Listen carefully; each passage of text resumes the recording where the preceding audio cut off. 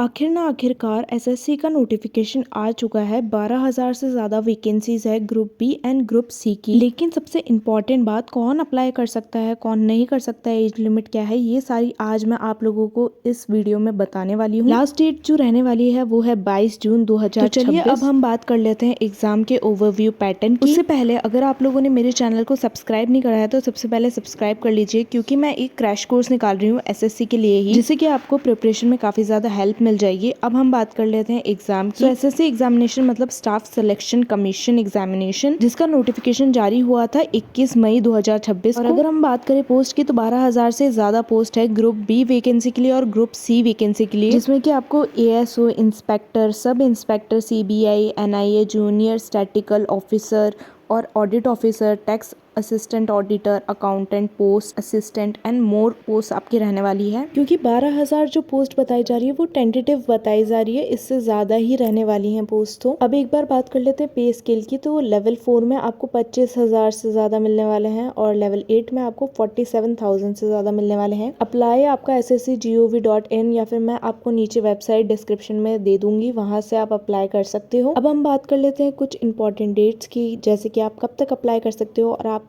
Exam कब होने वाला है, स्पेशली कब होगा आपका टायर 1 एग्जाम और टायर 2 एग्जाम। तो एग्जाम फॉर्म ओपन हो गया था 21 मई को और लास्ट डेट जो बताई जा रही है वो 22 जून। 23 जून 11 बजे तक आप आपकी लास्ट पेमेंट कर सकते हो फॉर्म की। बाकी सभी चीजों के इंपॉर्टेंट डेट्स आप देख सकते हो, इसको स्क्रीनशॉट करके रख लीजिए। एग्जाम टायर 1 की डेट अगस्त और सितंबर बताई जा रही है, मेरे हिसाब से तो आपको अगस्त ही मान के चलना चाहिए, और टायर 2 की बताई जा रही है दिसंबर 2026। अब इंपॉर्टेंट डेट्स की तो हमने बात कर ली है, अब हम बात करने वाले हैं इंपॉर्टेंट पोस्ट के बारे में। तो सबसे पहले स्टार्ट कर रहे हैं हम ग्रुप बी पोस्ट के बारे में, जो कि सभी बहुत ज्यादा अच्छी पोस्ट रहने वाली है, सभी ऑफिसर ग्रेड की पोस्ट रहती हैं। पे स्केल आप देख सकते हो कितना ज्यादा होता है। तो सबसे पहले आपके असिस्टेंट ऑडिट ऑफिसर जो कि सेंट्रल क्रेडिट है, और नीचे है स्टेट क्रेडिट और है असिस्टेंट अकाउंटेंट। एज लिमिट आप देख सकते हो 18 से 30 साल रहने वाली। तो ये बात हो गई थी लेवल 8 की। अब हम बात कर लेते हैं ग्रुप बी के पे लेवल 7 की। हर पोस्ट के साथ में आपको एज लिमिट भी अच्छे से मेंशन होती हुई दिख रही होगी, और जितनी भी आपकी पोस्ट आने वाली है वो central secretary service, intelligence bureau, ministry of railways, ministry of external affair और इतने अच्छे अच्छे डिपार्टमेंट्स में रहने वाली है। ये भी सारी ऑफिसर वाली पोस्ट है क्योंकि ग्रुप बी की पोस्ट है। तो इसको भी आप स्क्रीनशॉट कर लो for the further references. Also मैं आपको बोल रही हूँ कि आप एक बार के लिए बस अप्लाई करो, जो भी आपको ठीक लग रहा है, ग्रुप बी के लिए, ग्रुप सी के लिए, जिस भी पोस्ट के लिए सही लग रहा है उसके लिए अप्लाई करो। और ऐसा क्यों बोल रही हूँ मैं आपको बाद में बताती हूँ। उससे पहले आप ये देख लो कि कितने सारी और वैकेंसीज भी निकली हुई हैं, और ये पोस्ट भी सारी ग्रुप बी की है लेवल 7 की पे स्केल पे। स्क्रीनशॉट कर लो या फिर इसको नोट कर लो, सो दैट आप जब फॉर्म फिल करो तो आपको ज्यादा प्रॉब्लम ना आए। क्राइटेरिया एंड सारी चीजें आपको खुद को ही समझनी पड़ेगी।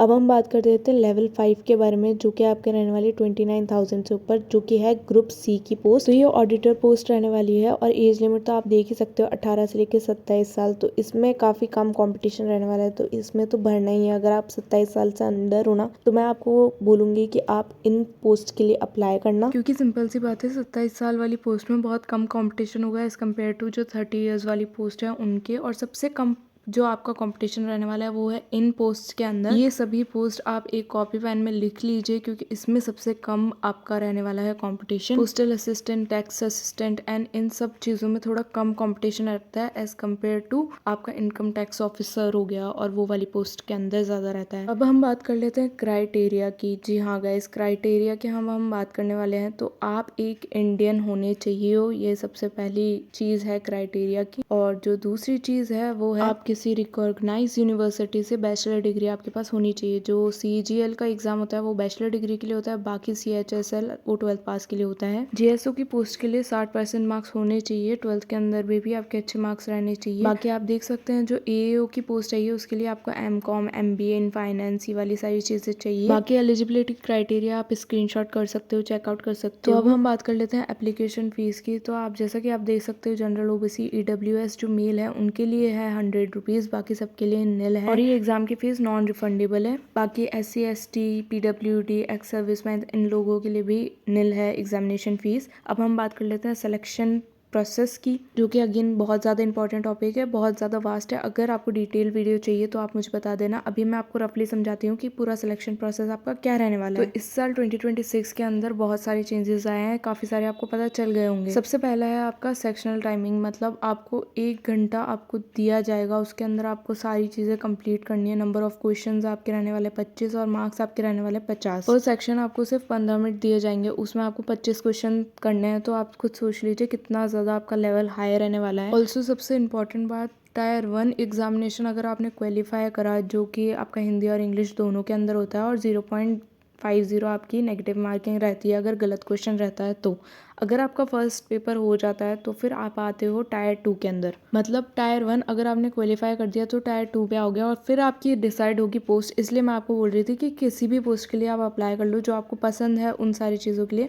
बाकी आपको मेहनत तो पूरी करनी पड़ेगी, क्योंकि ये कंपलसरी होने वाला है ऑल पोस्ट के लिए। टायर 2 एग्जामिनेशन भी सभी पोस्ट के लिए कंपलसरी होता है। मतलब फर्स्ट पेपर अगर आपने दिया वो क्वालिफाई हुआ तो सेकंड पेपर आपको देना पड़ेगा, उसी हिसाब से आपको पोस्ट अलॉट की जाएंगी। अगर आपको इस चीज़ से रिलेटेड पूरी डिटेल्ड वीडियो चाहिए जिसके अंदर मैं आपको ढंग से समझा रही हूँ, सारी सेक्शनल मार्किंग, सारी सेक्शंस ढंग से समझा रही हूँ, तो प्लीज़ मुझे कमेंट सेक्शन में ज़रूर बताना। बस टायर 2 के अंदर ये स्पीड टेस्ट भी होता है, जो कि इंपॉर्टेंट होता है, मैंडेटरी होता है क्वालिफाई करना। बाकी आपका जो JSO पोस्ट है उसके लिए पेपर 2 है, और पेपर 3 आपको AAO पोस्ट के लिए, जो कि अभी आई है। आई होप आप लोगों को ये वीडियो थोड़ी इन्फॉर्मेटिव लगी हो। अगर कोई क्वेश्चन हो तो प्लीज़ कमेंट सेक्शन में ज़रूर पूछिए।